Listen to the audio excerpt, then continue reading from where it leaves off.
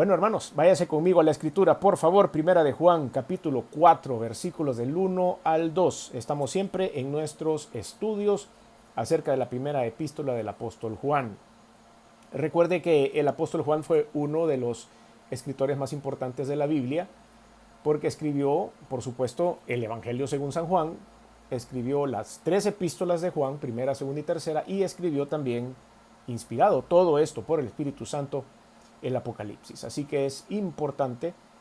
Además de eso, el apóstol Juan fue uno de los apóstoles que trabajaron más de cerca con Jesucristo. Es por eso que en sus cartas, en sus epístolas y en su evangelio podemos encontrar detalles que no encontramos en los otros evangelios, o detalles que no podemos encontrar en otros relatos bíblicos. Y es porque Juan estuvo mano a mano trabajando con el Señor Jesucristo en los 3 años y medio que el Señor sirvió en persona aquí en este mundo. Así que es muy interesante, además de lo divino que puedan tener estos libros, es decir, lo inspirados por Dios, son también los detalles que este hombre puede contar de lo que vio y de lo que oyó. Primera de Juan 4 del 1 al 2. Amados, no creáis a todo espíritu, sino probad los espíritus si son de Dios, porque muchos falsos profetas han salido por el mundo. En esto conoced el Espíritu de Dios. Todo espíritu que confiesa que Jesucristo ha venido en carne es de Dios. Y en esta oportunidad yo quisiera que pudiéramos compartir este mensaje, este estudio, la urgencia de probar a los espíritus con la verdad. En un mundo donde aparecen y desaparecen profetas, falsos profetas, personas que vienen con nuevas posiciones filosóficas, nuevas tendencias, nueva moral, nuevos puntos a compartir, nueva defensa de posiciones, etcétera, etcétera, tanta cosa que hoy estamos viendo hoy en día. Es imperativo que nosotros los cristianos tengamos discernimiento espiritual para saber probar los espíritus con los que estamos hablando. Cuando ejercemos la consejería pastoral, a veces nos hemos encontrado con personas que están bajo la influencia de algún espíritu maligno, y hay personas que han llegado con una enfermedad. Tenemos dentro de nuestra responsabilidad como consejeros pastorales es identificar qué es lo que tenemos enfrente, qué caso es el que tenemos enfrente. Porque no vamos a poder nosotros luchar espiritualmente contra un desorden de la segregación de alguna sustancia en el cerebro que debe ser corregida con un fármaco. No podemos luchar en contra de eso espiritualmente. Es una enfermedad orgánica que debe ser corregida con un medicamento. Pero también a veces esas enfermedades se confunden con una influencia demoníaca. Entonces tenemos que tener claro, a través de la unción del Espíritu Santo, qué caso es el que tenemos enfrente. Lo mismo es en la vida diaria. Cuando usted lee artículos por internet o escucha alguna ponencia filosófica o doctrinal en las noticias o en algún programa, es necesario que nosotros pasemos el escáner espiritual para entender si es o no es bíblico o divino lo que estamos escuchando. Esto es para que ustedes y yo podamos mantener siempre la pureza de la palabra de Dios en nuestra vida. Es necesario entonces que tengamos mucho cuidado. Quiero utilizar una ilustración y es un programa de History Channel que se llama El Precio de la Historia. Estoy seguro que muchos de ustedes lo han visto. En inglés, Pawn Stars. Y lo que hacen ellos es que es una casa de empeños. Entonces la gente llega a vender objetos que se han encontrado, que encontraron en casa o que han guardado de generación en generación para ver cuánto les dan por ellos. Y algo que me llama la atención es que ellos tienen un grupo de personas que son sus asesores para saber si los artículos que les llevan son reales o no son reales. Y usted puede encontrar expertos en libros, expertos en instrumentos musicales, expertos en firmas y autógrafos, expertos en juguetes antiguos, expertos en armas, expertos en piezas de museo de guerra, etcétera, etcétera. Y cada vez que alguien llega con uno de estos artículos, lo que hacen ellos es llamar a un experto para que valide si son reales o no son reales. En el caso de las firmas y de los autógrafos, hay una persona que llega con un iPad y un lente. Y entonces lo que hace es poner el lente sobre la firma y empieza a compararla con los archivos y hace un pequeño examen grafológico para saber si la firma es real o no es real. El valor de ese objeto puede pasar de $10,000 a $0 si esa firma no es real. Pues lo mismo sucede cuando nosotros enfrentamos alguna doctrina que nos llama la atención. Cuando estamos viendo alguna corriente de pensamiento dentro de la iglesia que realmente me gusta, me atrae, me cautiva, lo primero que tengo que hacer yo es hacerle un examen grafológico, si cabe la palabra y se pronuncia de esa forma, para poder analizar si lo que estoy viendo, si lo que me están proponiendo, si lo que se está predicando en ese momento es o no es de Dios. Entonces, primera de Juan 4:1 dice: amados, no creáis a todo espíritu, sino probad los espíritus si son de Dios, porque muchos falsos profetas han salido por el mundo. En esto conoced el Espíritu de Dios. Todo espíritu que confiesa que Jesucristo ha venido en carne es de Dios. Y esta última frase es muy importante, porque de esa manera nosotros vamos a saber si el espíritu con el que estamos trabajando, platicando, o la persona que nos está haciendo su exposición es de Dios o no. Hay alguien que nunca ha podido aceptar en la historia que Jesucristo venció en la cruz. Y ese alguien es Satanás. Y por supuesto todo su equipo de demonios. Porque en el momento que él acepte la derrota en la cruz, está aceptando también la omnipotencia de Dios, la omnipotencia de Jesucristo, y está aceptando que él ya ha sido derrotado. Entonces nunca va a aceptar nada a favor de Jesucristo. Es por eso que la mejor prueba que uno puede hacer con una persona, por ejemplo, o una doctrina, es saber si esa doctrina exalta o no exalta el nombre de Jesucristo, que vino en el mundo hecho hombre, que se encarnó para poder venir y conversar con nosotros hasta darnos las nuevas directrices de cómo acceder al perdón de pecados y a la vida eterna. Entonces, ¿cómo probar si los espíritus son o no son verdad? El mensaje para la iglesia que trasciende al tiempo, hemos titulado la primera parte de este mensaje, el mensaje para la iglesia que ha trascendido, que no ha podido ser vencido. Han salido muchas corrientes de pensamiento y me gustaría que estuviera atento a nuestra predicación del próximo domingo. Vamos a estar hablando acerca de la apologética. Si la palabra le parece un poco extraña, le pido que lo googlee. Lo voy a dejar picado o picada y no le voy a decir qué significa, sino para que usted vaya y averigüe un poquito acerca de eso. Y vamos a estar hablando sobre la apologética, que es la responsabilidad que tiene la iglesia en estos tiempos tan turbulentos, doctrinalmente hablando, filosóficamente hablando y por supuesto con todas las corrientes de pensamiento e inmoralidad que hoy están en el mundo. Entonces el mensaje para la iglesia trasciende el tiempo. ¿Por qué? Porque es una advertencia. El mensaje de la Biblia ha sido una advertencia para el pueblo de Israel en todo el Antiguo Testamento y para los gentiles, el pueblo de Israel y los mismos gentiles, es decir, todos nosotros que no somos hebreos, en el Nuevo Testamento. Y una de las frases que dice el texto base que hemos utilizado es: amados, no creáis a todo espíritu. Tengan cuidado, tengamos cuidado.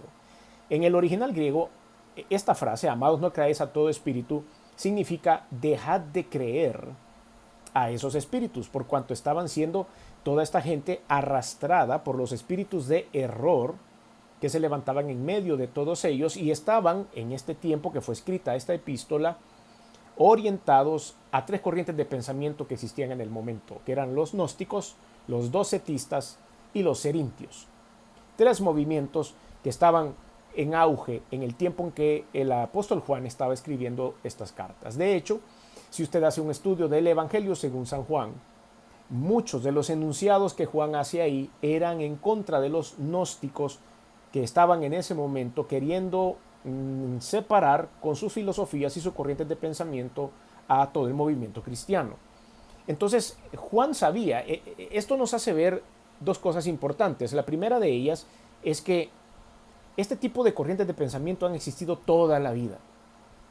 Y el segundo punto que nos hace ver es que siempre hemos vencido. Es decir, ellos no han podido desvirtuar la palabra de Dios, no han podido vencer al cristianismo, no han podido vencer a las personas que ponen su corazón y su fe en el Señor Jesucristo, y crecemos y crecemos y crecemos como han sido los últimos 20 años en este país. Entonces nos damos cuenta que la guerra, la lucha por los falsos profetas, por las filosofías erróneas, va a seguir sucediendo. El docetismo, para que usted tenga una idea, viene de una palabra del griego koiné, que significa dokesis, o así se pronunciaba, dokesis, que significa una aparición o un fantasma. ¿Y qué creen que decían ellos? Bueno, creían en la historia del cristianismo, creían en Jesucristo, pero para ellos era un fantasma, era una aparición que nunca se encarnó. Esa era su posición teológica. Presentes en los primeros siglos del cristianismo, sobre la verdadera naturaleza de Cristo decían que era una existencia histórica, pero no corporal, que Él había venido nada más como una imagen, una simple apariencia, sin ninguna naturaleza carnal. Y eso era lo que trataban de meterle a la gente. Cerinto fue un líder de una secta de finales del siglo I o principios del siglo II, que es a donde se está llevando a cabo la escritura de esta epístola, una ramificación de los ebionitas similar al gnosticismo, similar. Para ellos, Jesucristo, la iglesia cristiana, pudo haber sido una posición heresiaica o un líder herético, si lo quiere ver así, de este hombre, Cerinto, que cree que fue contemporáneo del apóstol Juan y que también orientaba su creencia a el conocimiento, a la ciencia y a tener que demostrar carnalmente que Jesucristo había existido. Entonces trató con esmero de quitar el puesto de Juan en estos escritos o en este tipo de escritos y trató de suplantarlo en más de una vez. Era un líder herético de una secta de la época. Y los gnósticos consideraban que el principal elemento de salvación era el conocimiento directo de la divinidad suprema en forma de intuiciones místicas y esotéricas. Y eso siguen creyendo hasta el día de hoy, porque este movimiento sigue teniendo presencia hasta estos tiempos. Dicho todo esto y explicado las tres cosas con las cuales estaba peleando el apóstol Juan, para que ustedes entiendan el sentido de la epístola, es una advertencia por cuanto exponerse a las enseñanzas de los falsos profetas es exponerse a ser engañados. Son las mismas corrientes de pensamiento, diferentes profetas, diferentes rostros, diferentes nombres. Hoy en día se le pone nombre atractivo a todo y es de esa manera como las personas empiezan a vender. Les recuerdo algo, todos los movimientos religiosos, doctrinales, filosóficos, lo que están diseñados es para vender. Venden su doctrina, venden su filosofía, venden su manera de vida y es necesario que todos nosotros tengamos cuidado porque le hacen sentido a su propuesta. Pero no es el mismo sentido que tiene la Biblia, pero no es el mismo sentido que tienen las personas de fe en el Señor Jesucristo. Es por eso que es nuestra responsabilidad siempre escanear, como hacían en el programa este que les digo, de pasarle una lupa y poder ver, hacer un análisis grafológico de si la firma que estamos viendo es genuina, es real, porque si no lo es no vale nada. Puede costar cero ese artículo que están vendiendo. Pero si es genuino, real, está en la palabra de Dios, está súper bien explicado, respaldado y Dios se lo confirma a usted en oración, entonces está delante de nosotros un autógrafo o una firma que es original. Y esto vale mucho. Entonces les decía que es una advertencia por cuanto exponerse a las enseñanzas de los falsos profetas es exponerse a ser engañados. Mateo 24, capítulo 11 dice la Biblia, y muchos falsos profetas se levantarán y engañarán a muchos. Recuerde usted que Mateo 24 está escrito en el contexto del principio de dolores, en una mezcla entre el principio de dolores y algunos de los primeros acontecimientos de la gran tribulación, y es relevante hoy día que podamos poner atención a lo que esta porción dice. Muchos falsos profetas se levantarán y lo peor de todo es que lograrán engañar.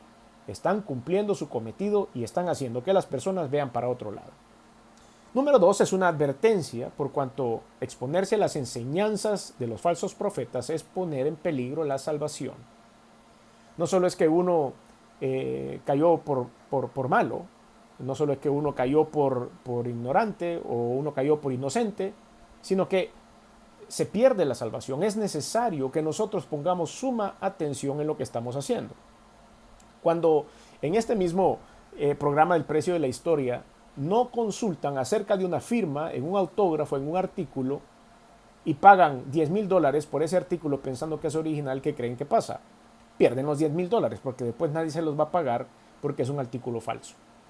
Pues el mismo peligro tenemos nosotros. Cuando nos exponemos a estas enseñanzas y a seguir a estos falsos profetas, podemos perder toda nuestra inversión. Y la mejor inversión que tenemos los cristianos es el perdón de pecados y la vida eterna. Nuestra salvación. Ese es el mejor tesoro que usted tiene. Algunos probablemente tengan algunos ahorritos en el banco, algunos tengan algunas propiedades en donde han invertido y esos son sus ahorros terrenales.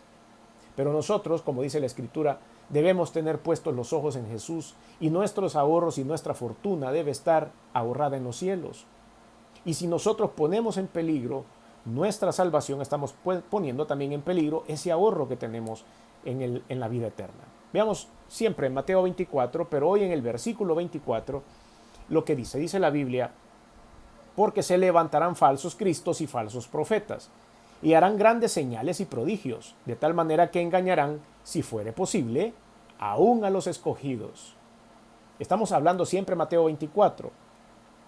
Mateo 24 dijimos, principio de dolores, algunos eventos de la tribulación. Ahí el Señor nos está indicando que este es el momento, estamos en principio de dolores y esto va a pasar. Pero lo que más da miedo, lo que más desata nuestro temor es casi al final, y dije, y harán señales y prodigios de tal manera que engañarán, si fuere posible, aún a los escogidos. Todos tenemos el peligro de caer. Y este quizá es el mensaje central para la iglesia en esta noche. Todos tenemos el peligro de caer. Los escogidos, los que fueron un día salvos, los que creyeron un día en el Señor Jesucristo, van a ponerle oídos a estos falsos cristos, a estos falsos profetas. Va a ser sentido lo que les van a decir. Y lo que va a pasar es que nos vamos a caer de la gracia.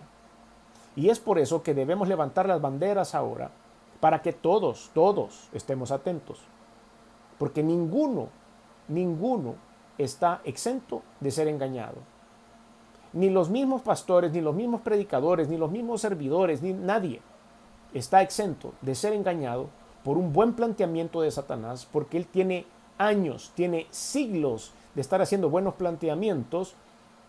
Bueno, le hizo tan buen planteamiento a Eva que cayó y comió del fruto prohibido, que exactamente Dios le había dicho, de eso no comerás, y cayó por un buen planteamiento de Satanás.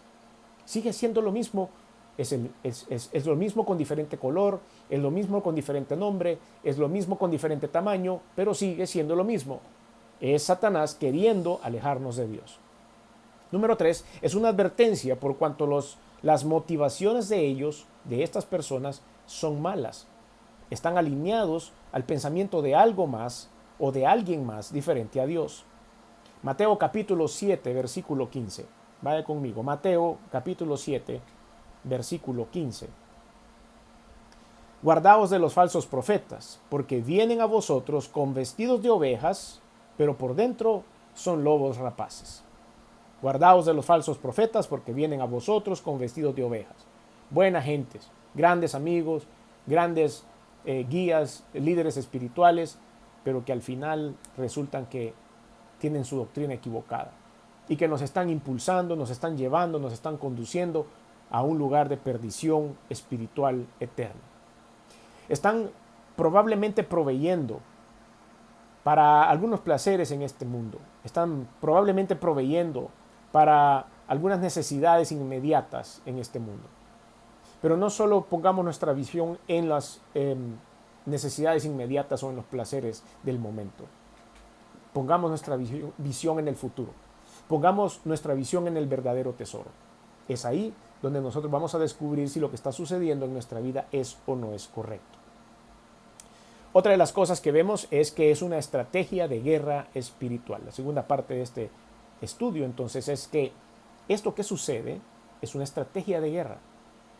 Esa es la estrategia de Satanás para confundir a los seres humanos. Y está pasando mucho de eso ahora. Es por eso que vamos a predicar sobre la apologética el día domingo. Es una estrategia de guerra espiritual. Tenemos que tener cuidado. El texto base que hemos leído dice, amados, no creáis a todo espíritu, sino probad a los espíritus si son de Dios. No creáis a todo. Sí hay que ser un poco escéptico, sí hay que ser un poco cuidadoso con lo que oímos. Lo he repetido muchas veces y lo voy a repetir una vez más. Los predicadores, los líderes de un estudio bíblico, las personas que exponen, los pastores, somos seres humanos imperfectos. Nos equivocamos a cada momento. Por lo tanto, cuando nosotros decimos algo desde el púlpito o ahora de estas plataformas, siempre es necesario que debemos ir con la palabra de Dios a darnos cuenta si lo que estoy diciendo es correcto. Entonces, es necesario que nosotros tengamos cuidado. Si yo digo algo que no le sonó bien, vaya y valídelo con la palabra de Dios. No se quede con mi palabra como la última palabra. ¿Cómo puedo yo entonces validar un falso profeta o un pastor que se equivoca? Imagínense, son dos cosas bien confusas. Vaya con la presencia de Dios, vaya en oración. Nosotros, los mortales, si quiere, tenemos la oportunidad de estar conectados con el Espíritu Santo. El Espíritu Santo es el que nos va a hacer ver si las cosas son correctas o no. A veces he preparado, digamos, un bosquejo para predicar y lo reviso y lo vuelvo a revisar y me he dado cuenta que en la preparación he cometido errores y he tenido la oportunidad de corregir los errores en el papel para no poderlo decir. Pero ¿qué tal? ¿Cuántas veces no me he dado cuenta y he dicho algo que no es correcto? Entonces, el Espíritu de Dios es el arma secreta de las personas para poder entender si lo que estoy escuchando es o no es correcto. Si hay algo que no le hace clic porque es demasiado perfecto, vaya a la Escritura y valídelo. Busque. Ponga usted en la Escritura. Si dicen, mañana vamos a hacer un estudio bíblico también, pero se me ha ocurrido que el Señor me ha puesto en el corazón que todo lo vamos a hacer de cabeza, que nos vamos a sentar de cabeza, todos vamos a parar de manos y van a poner sus implementos electrónicos al revés porque ese es lo que el Señor nos ha mandado. Estoy seguro que esto, por supuesto, es una ilustración nada más, tonta, pero ¿quién le valida a usted que Dios me dijo a mí que tengo que ponerme de cabeza para poder ver este estudio bíblico? Necesito saber. ¿Y cómo lo voy a saber? Teniendo la herramienta secreta de todos los cristianos, que es el Espíritu Santo. Teniendo la herramienta secreta de los cristianos, que es la palabra de Dios. Aquí no dice eso, dice otra cosa y tengo que investigar. Va y pregunta. Por supuesto, nos pueden escribir y nos preguntan. ¿Y esto por qué? ¿Y esto no es así? Yo veo que esto es de otra cosa. ¿Y esto cómo se hace? Es básico el hecho de lograr entender bien el contexto. El contexto es importante. Cuando usted lea la palabra de Dios, nunca se deje ir por un solo versículo. Usted puede leer ese versículo y sacar completamente de contexto todo el mensaje de Dios del capítulo. Hay que leerlo completo. A veces hay capítulos en la Biblia que están entrelazados, que puede ser, por decirle algo, 6, 7 y 8, capítulo 6, capítulo 7 y capítulo 8, los tres están entrelazados. Pero hay un versículo en el capítulo 8 y no podemos sacar una doctrina de ese versículo hasta no saber en toda la historia bíblica qué era lo que Dios quería decir. Esa es la manera en la que usted y yo podemos validar lo que oímos. Es una estrategia, dijimos entonces, volviendo a este punto de guerra espiritual. Y como decía aquí, sino probar los espíritus si son de Dios, el texto base, en el original griego probar los espíritus significa ponerlos a prueba o a la prueba del ácido de la verdad, como lo hace un metalúrgico con los metales. Si resiste la prueba, como una moneda, es aceptable y si no, se rechaza. Hemos hablado del programa hemos hablado ahorita de cómo podemos probar por ácido los metales. La palabra de Dios lo dice en Proverbios capítulo 17, versículo 3, dice la Biblia, el crisol prueba la plata y la hornaza el oro, pero Jehová prueba los corazones. Entonces, si tenemos nosotros al Espíritu Santo, Él nos va a incomodar y Él nos va a decir, hay algo en esta doctrina que no está bien. Hay algo en esto que estás oyendo que no está bien, hay que irlo a validar y Dios le va a ayudar a encontrarlo. Entonces, ¿por qué es una guerra espiritual? Porque probaremos los espíritus con la verdad, que es el Evangelio de Jesucristo. De esa manera probamos los espíritus. Efesios capítulo 1, versículo 13, dice la Biblia. En él también vosotros, habiendo oído la palabra de verdad, el Evangelio de vuestra salvación y habiendo creído en él, fuisteis sellados con el Espíritu Santo de la promesa. ¿Qué dice acá? Que nosotros, habiendo oído la palabra de verdad, el evangelio de la salvación de Jesucristo, y habiendo creído en ese evangelio, fuimos sellados con el Espíritu. Ahí está nuestra arma secreta. Tenemos que tomar ventaja de esa relación con él. Efesios 1:13, recuerde, léalo para que usted sepa de que el sello del Espíritu de Dios está en su vida, y entonces encontramos en él la salvación primero y la guianza para entender lo bueno y lo malo. Número 2, probaremos los espíritus con la verdad que está en Jesucristo. Efesios capítulo 4, versículo 21. Efesios 4:21 dice: si en verdad le habéis oído y habéis sido por él enseñados conforme a la verdad que está en Jesucristo o en Jesús. Si en verdad le habéis oído y habéis sido por él enseñados conforme a la verdad que está en Jesucristo, entonces nosotros podremos combatir en contra de esas falsas doctrinas. Ahora vamos a hacer una pausa para un tiempo de participación, de un tiempo de reflexión personal.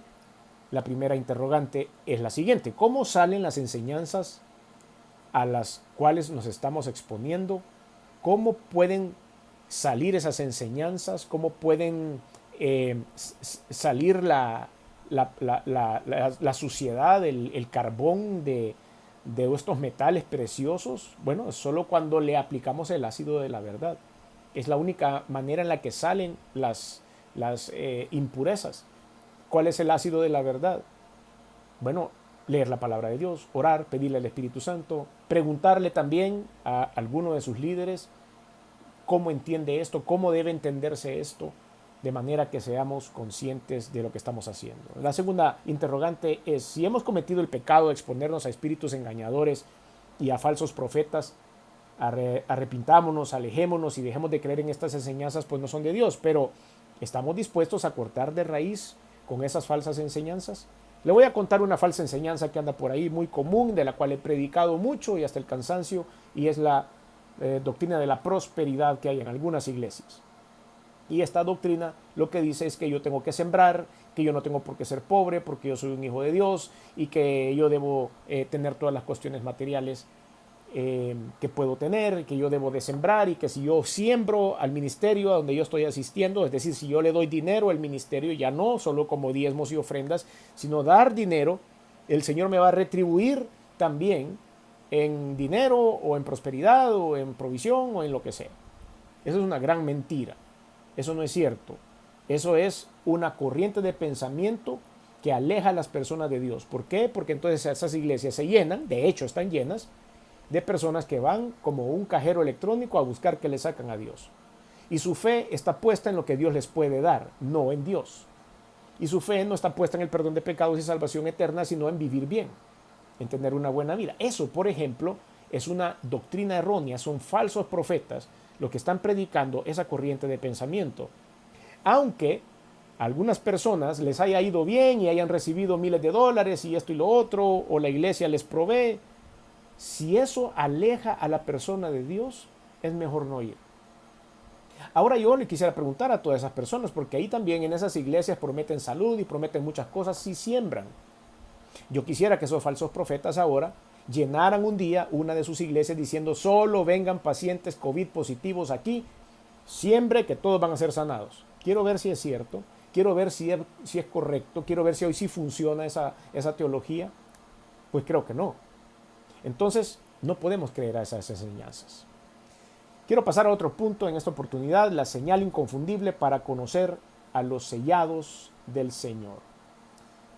Hay una porción en el texto base que leímos: en esto conoced el Espíritu de Dios. Todo espíritu que confiesa que Jesucristo ha venido en carne es de Dios. Esa es la señal de que estamos sellados, de que tenemos un corazón limpio, que tenemos una fe plena en que Jesucristo o Dios envió a su Hijo Jesucristo a morir por nosotros al mundo, que fue colgado en una cruz, que resucitó al tercer día y a través de su resurrección ha venido a vencer al reino de las tinieblas, a Satanás y a sus huestes. Si yo puedo con toda libertad aceptar ese principio, no tengo un corazón comprometido con ninguna otra deidad, no tengo un corazón comprometido con ningún otro Dios, no tengo un corazón comprometido ni poseído por ningún otro demonio.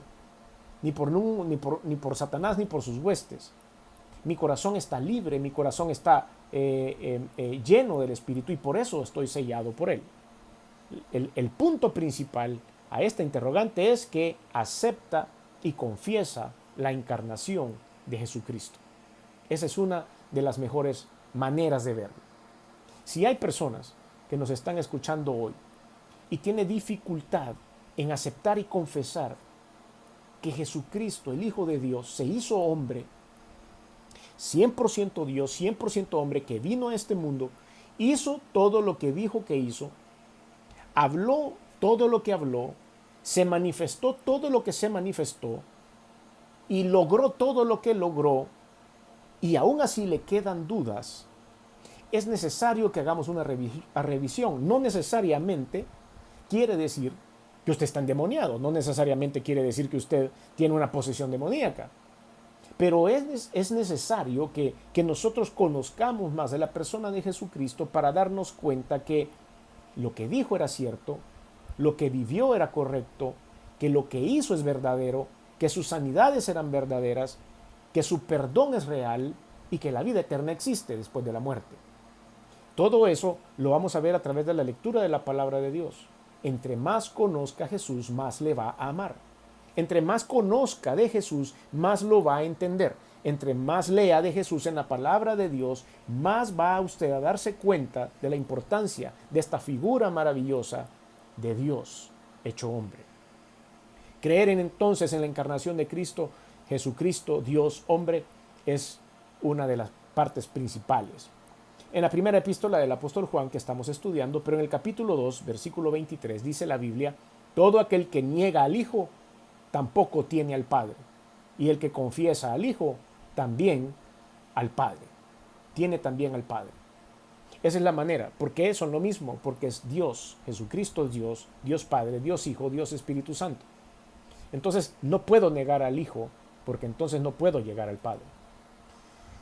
Esa creencia le lleva a una confesión de fe, como dicen las Escrituras. Una vez yo tengo claro ese concepto y digo, sí, está bien, yo creo que Jesucristo es el Hijo de Dios que vino al mundo, y esta historia, si quiere verlo de esa manera, esta historia que he escuchado acerca de este personaje Jesucristo ha impactado mi vida, entonces usted va a estar listo a darle el paso de fe. Y el paso de fe es pedirle a Dios que sea el Dios de su vida. Y el paso de fe es pedirle al Espíritu Santo que entre a su corazón, como dice la misma Biblia, como templo y morada.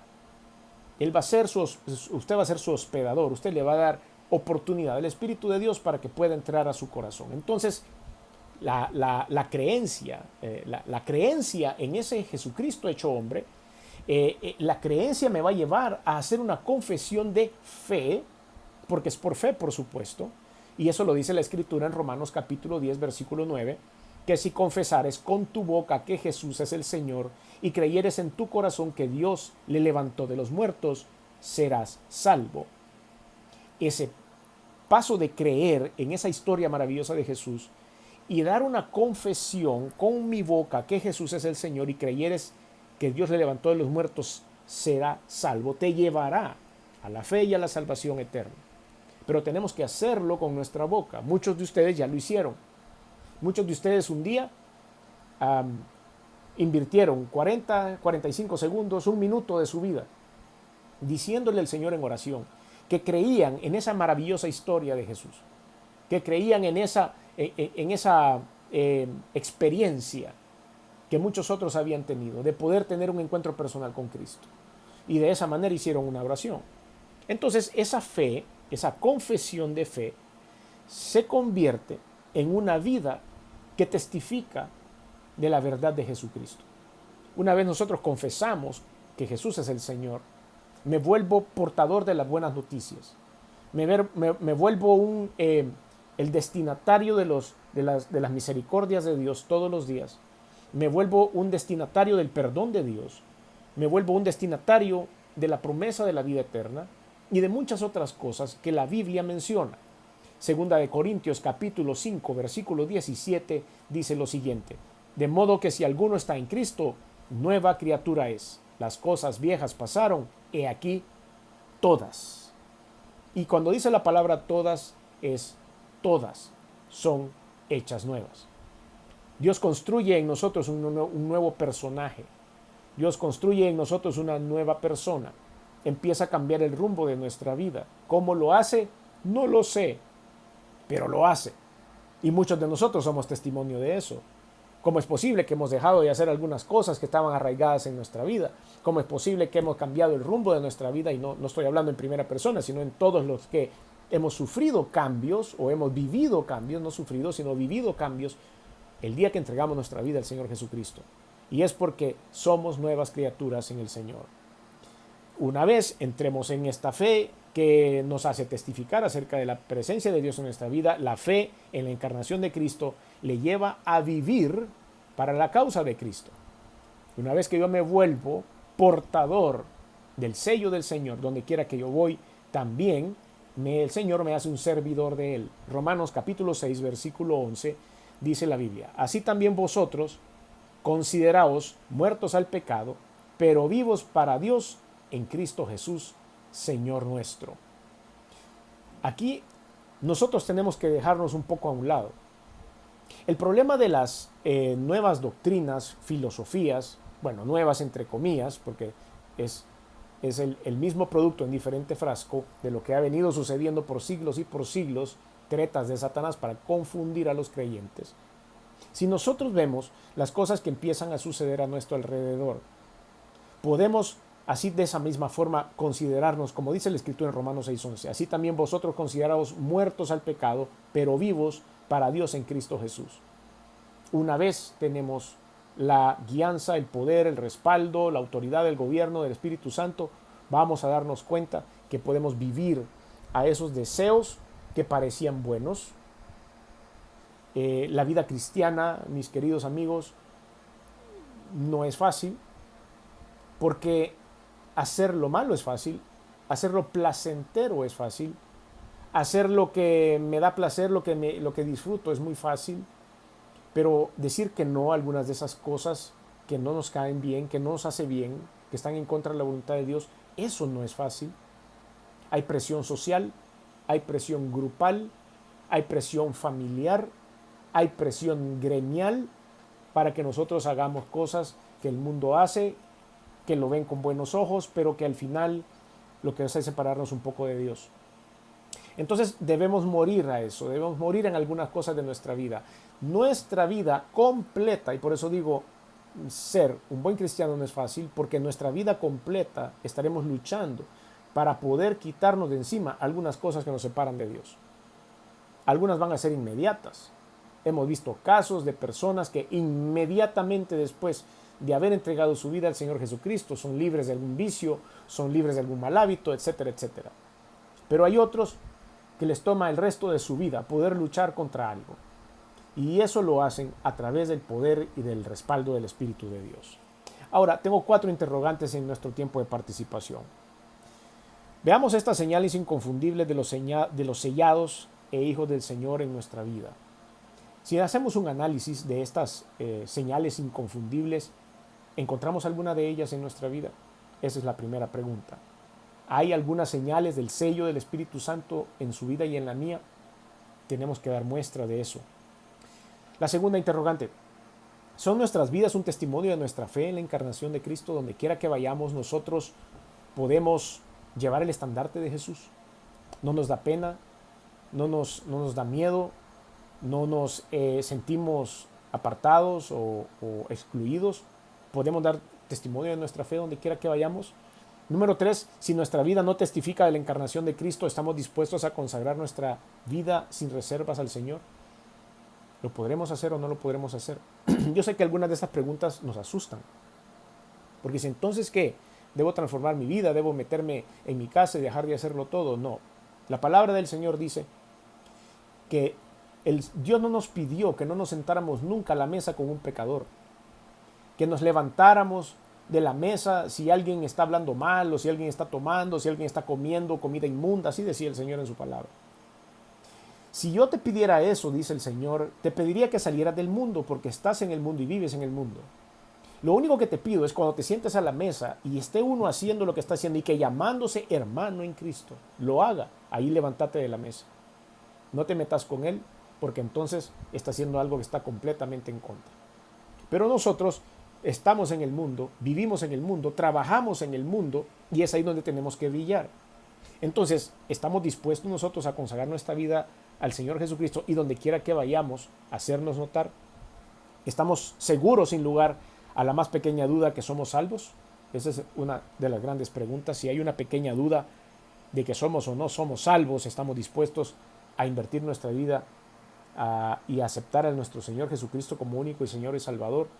Esa sería la pregunta con la que terminamos este estudio. Recordemos que estamos viviendo tiempos peligrosos, difíciles, engañadores terriblemente. Ya hay muchos falsos profetas, falsos maestros. No nos expongamos a las falsas enseñanzas que hoy están saliendo día a día. Si ya lo hemos hecho, dejemos de creerlas y dejemos de exponernos a esto. Tenemos que retroceder. Seamos muy cuidadosos con lo que oímos, seamos muy cuidadosos con lo que leemos, seamos muy cuidadosos con aquello que parece desvirtuar la palabra de Dios. La moral de Cristo, la moral de la Biblia, ha sobrevivido hasta el día de hoy. Las naciones, los pueblos civilizados, de generación en generación, de siglo en siglo, han tomado como referencia de bueno y malo las enseñanzas del Señor Jesucristo. La misma historia se divide en dos, antes de Cristo y después de Cristo. Pero hoy en día parece ser que esto dejó de estar de moda y están empezando a construir una nueva moda, una nueva moral. Esto no nos va a llevar a nada. Eso lo han querido hacer muchas naciones, muchos faraones, muchos reyes, muchos césares, y resulta que seguimos aquí. La palabra de Dios sigue aquí. Es actual, es veraz y es aplicable. Por eso le invito a alguno de ustedes, si no ha dado este paso de fe, con una sencilla oración muy simple, que pueda usted abrir el corazón para que el Señor Jesucristo pueda sellar su vida y que a través de la unción del Espíritu de Dios usted pueda entender, discernir, pueda probar los espíritus, como decía este estudio, y que usted pueda pasarle el examen de la grafología, a ver si es cierto que este autógrafo es de Dios o no es de Dios. Quiero invitarle a que haga una oración conmigo. Ahí donde está, que cierre sus ojos y que tome este tiempo. Yo no le puedo dar la salvación, yo no le puedo dar el perdón de pecados, yo no le puedo dar vida eterna, yo no le puedo dar nada de eso, solo se lo puede dar el Señor.